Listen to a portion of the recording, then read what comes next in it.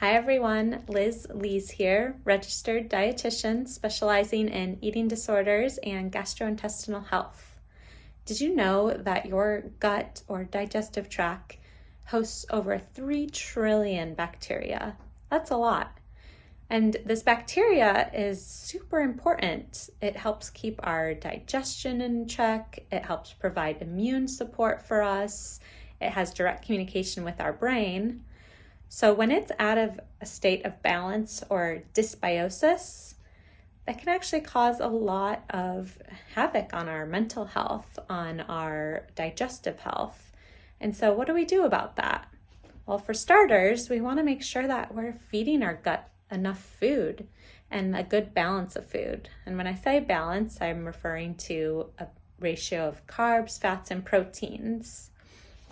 When we are in states of starvation or perhaps binging episodes with infrequent eating patterns, that can actually play a big role in affecting how our gut microbiota are staying healthy.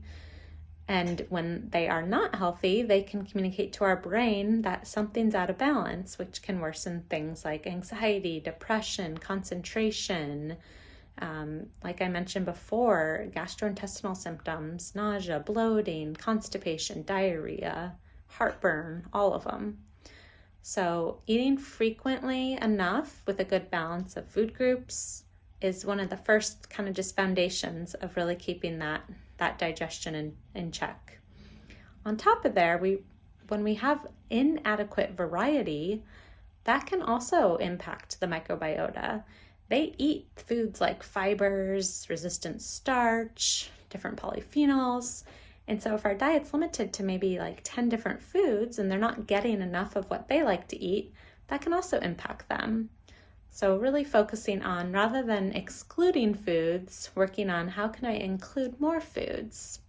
So just a couple tips and tricks for starters, and more soon.